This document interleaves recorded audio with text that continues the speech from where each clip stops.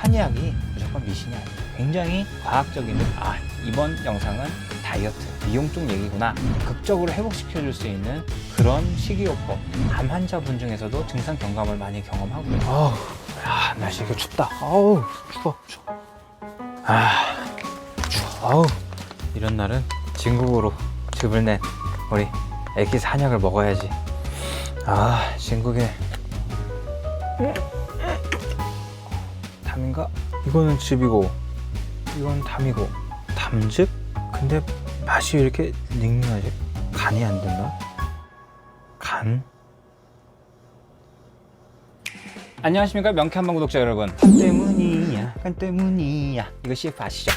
제가 좀 춤에 좀 소질이 있으면 피로회복제 광고였던 것 같아요. 여러분이 생각할 때 사람 몸의 오장육부 중에서 제일 건강히 신경 써야 되는 장기가 뭐가 있을까요? 정말 내가 사랑하는 연인이 있어요. 그러면 뭐라 그래요? 나의 심장, 이런 얘기 하죠. 심장, 물론 이제 심장이 멈추면 바로 사람이 죽습니다. 물론 조금 생존하다가 죽는다고는 해도 뇌에 있죠. 뇌가 죽으면 어떻게 돼요? 뇌사, 그죠? 아예 사람으로서의 구실을 못하게 되기 때문에 아주 가슴 아픈 경우가 생기죠. 또 하나의 장기가 있다면 간입니다. 간 같은 경우는 심장과 다르게 잠깐에도 여유를 안 주고 즉사를 할 수 있는 그 정도로 아주 중요한 장기예요. 간 때문이야 이 광고 아주 좋다고 봅니다. 어디에도 심장이 중요하다 해서, 그죠? 흉부외과 전문의들이 심장에 대한 수술하고, 그 연예인들도, 그죠? 이런 거 죄송합니다. 춤도 추고 막 그러는데 간 가지고 하는 경우는 없었던 것 같아요. 간에 대해서는 간땡이가 부었네, 간이 배 밖으로 나왔네, 이런 얘기만 하는데, 저희 한의원에 내지는 저희 명쾌한방의 치료를 공유하는 한의원들에 오시는 환자분들이 제일 많이 듣는 게 뭐냐면 간이 안 좋습니다 라는 얘기를 많이 듣습니다. 그러면 정말 간경화, 간암 그런 간일까요? 꼭 그렇지는 않아요. 간이라고 한의학에서 얘기하는 거는 간에서 만든 쓸개즙이 있어요. 쓸개즙을 쓸개에 보관했다 필요할 때 나오는데, 그 쓸개즙의 작용까지 모두 총괄한 전체적인 작용을 얘기합니다. 그래서 보통 간 하면은 사람들이 뭘 생각하냐면 디톡스라는 말 얘기 많이 합니다. 그럼 디톡스 하는 순간 이번 영상은 다이어트, 미용 쪽 얘기구나 라고 생각하실지 몰라도요, 디톡스라는 거는 미용이나 비만 이런 쪽에서도 알려졌지만, 기본적으로 가장 중요한 분야는 간세포의 재생과 그걸 통해 가지고 간경화라든가 간암이라든가 이런 이제 정말로 안 좋아지는 그런 몸 상태를 극적으로 회복시켜 줄 수 있는 그런 식이요법 내지는 치료요법을 얘기해서 디톡스라고 하는 겁니다. 해독 치료라고 하는 건데 아주 중요한 거예요. 그래서 저 같은 경우도 간 클렌징이라고 하는 그 이제 간 자체를 치료하는, 그래서 담석을 빼낸다 이런 치료 방법들에 대한 책 소개되어 있는 게 있어요. 아주 감명 깊게 봤었는데, 그 책에 나온 대로 어떤 이제 약품들을 먹고 올리브 오일과 레몬 주스를 결합해 가지고 먹게 되면 이제 변을 볼 때 설사처럼 나오는데, 거기에 알갱이가 큰 녹색 내지는 색이 검은색도 있고요. 그런 알갱이들이 툭툭 튀어나오는 경우가 있어요. 그래서 사람들이 그거에 담석입니다를 얘기하는 경우가 있어요. 근데 그거에 대해서는 좀 논란이 있기는 합니다. 논란이 있긴 하지만 공통적으로 뭐냐면, 그런 식으로 간을 청소를 한 번씩 해주게 되면 그것만으로도 몸이 많이 가벼워진다는 거예요. 실제적으로 올리브오일이나 이런 이제 좋은 지방을 먹게 되면 담즙을 구성할 수 있는 성분들이 공급이 되는 거기 때문에 담즙이 잘 나오게 돼요. 그러면 당연히 지방 대사가 잘 되는 거예요. 눈이 나쁘거나, 그죠? 눈이 갑자기 나빠진다든가, 피곤해진다든가, 근육통이 온다든가, 이럴 때 전부 다 그게 간이 안 좋은 신호거든요. 그러면은 이건 눈하고 간하고 무슨 상관이야 얘기하는데, 보통 지용성 비타민 A를 먹으면 눈이 좋아진다고 합니다. 그래서 그거는 그 비타민 A 눈 때문에 드시는 분들 많이 있을 거예요. 그럼 그 지용성 비타민 기름에 녹는다는 거잖아요. 그 기름을 대사하는 게 뭐예요? 담즙이에요. 결국에는 간에서 연결이 되어 있는 건데, 한의학적으로는 간의 기운 자체가 눈으로 표현된다고 표현합니다. 그래서 여러분들이 눈 안 좋다고 그러면 어렸을 때 많이 들어보셨을 거예요. 결명자차 먹으라는 얘기 많이 들어보셨죠. 결명자라는 것 자체가 간에 있는 열을 꺼주는 약입니다. 간의 열이라는 건 결국 과부하가 걸려가지고 제대로 구실 못하는 상황을 얘기하는 거거든요. 그래서 그 기능을 진정시키게 되면 눈으로서 표현되고 있는 간의 부하가 걸린 것들, 이런 부분들이 줄어들게 되는 거죠. 그래서 눈의 피로도 풀리는 겁니다. 한의학이 무조건 미신이 아니에요. 굉장히 과학적인데, 그 시대의 언어의 표현이 요새처럼 지용성 비타민 A가 어떻고 이런 얘기가 아니라서 조금 오해들을 하시는데, 굉장히 과학적인 학문입니다. 간이 하는 일은 굉장히 많은데, 호르몬을 생성해 주는 것도 하고요. 그 다음에 호르몬을 켰다가 껐다가 활성화시켰다가 비활성화 시켰다가 그런 역할도 합니다. 근육 운동할 때 필요한 영양소 뭐예요? 글리코겐이라고 하는 겁니다. 글리코겐을 생성하기도 하고 케톤을 생성하기도 하고 또 이제 탄수화물이 너무 과도하게 들어오거나 단백질이 너무 과도하게 들어왔을 때 그걸 적정한 영양소로 이하작용이라고 해서 변경을 해서 저장을 한다든가 이런 부분들부터 굉장히 하는 일이 무궁무진하게 많아요. 여러분들이 간이 좋아지라고 해서 보통 하는 게 뭐가 있나요? 이제 병원에서 이제 밀크시슬이라는 거 먹으라고 하죠. 그 실리마린이라는 주성분인데 그러나 또 하나 뭐 있어요? 베르베린이라는 거 먹습니다. 그 다음에 유황, 식이유황이라고 해서 MSM이라고 그걸 먹는데 여러분들 생각해 보시면은 이 밀크시슬이라는 거 먹고 그 다음에 베르베린 먹고 식이유황 먹었는데 좋았던 분 있나요?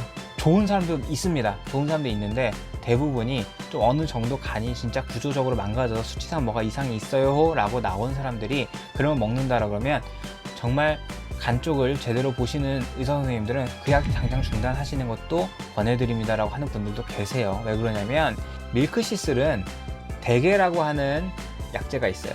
대개, 소개 이런 약재가 있는데 그 대개라고 해서 엉겅퀴 쪽이거든요. 엉겅퀴과의 식물인데 대개라고 하는 약재가 주성분이고요. 그 다음에 베르베린은 황련이라고 하는 약재가 주성분입니다. 그럼 식이유황은 결국엔 유황이에요. 근데 이 세 가지 다 저희가 한약으로서 써봐도 염증을 가라앉혀주는 역할도 있고요. 소종이라고 해서 종기나 이런 거를 소멸시킨다 이런 작용도 하고 장내에 뭐 열이라든가 이런 거를 안정시켜줘서 항염증 작용도 해주고 다 좋은데 문제는 뭐냐면 너무 간이 나쁠 때는 그게 오히려 그 자체를 해독하기도 힘든 경우가 생겨요. 그런데 대부분 영양제들 어떤 걸 드세요? 캡슐로 먹죠. 내지는 뭐 타정이라고 단단하게 뭉쳐놓은 거 이런 걸 먹게 되면 그 자체를 소화시키기 힘든 경우도 꽤 있습니다. 그렇기 때문에 항상 영양제나 이런 거를 누가 좋다 그래서 무조건 먹는 게 아니고요. 내 몸 상태를 정확히 파악하는 게 가장 우선입니다. 그렇기 때문에 내가 뭐 밀가루 음식도 많이 먹고 설탕도 많이 먹고 술도 많이 먹고 윗사람이 스트레스는 또 엄청 줘요. 그 집에 오니까 애기들이 또 확 스트레스를 줘요. 이런 상황에서 이런 영양소를 챙겨 먹는다? 아무런 의미 없죠. 가장 중요한 거는 생활습관 교정입니다. 먹는 거, 자는 거, 사는 거 다 잘 되게 일단 만들어 놓고요. 그 다음에 첨가를 하시되 전문가의 조언을 받는 게 중요하고요. 요새 나오는 이런 영양제들은 대부분이 한약을 베이스로 해서 만든 것들이 많이 있습니다. 한약재들을 베이스로 해서 그렇다고 해서 저는 뭐 정치적인 논란으로 뭐 한의사가 무조건 써야 됩니다 이런 거는 아니에요. 이런 건 아니지만 누구나 써서 건강만 해줄 수 있다라고 하면 사실 무당구시라도 해야죠. 근데 기왕이면 그 약재가 그거의 근본이 되는 약재가 내 몸 상태에 받아줄 수 있을지 그 부분에 대해 가지고는 사실상 판단을 정확히 해줄 수 있는 사람들이 한의사밖에 없어요. 왜냐면은 황련이라는 약재, 대개라고 하는 약재는 저희 한의학에서만 거의 2000년, 3000년 이상 써온 약재이기 때문에 그 약재에 대해서 어느 누구보다도 전문가거든요.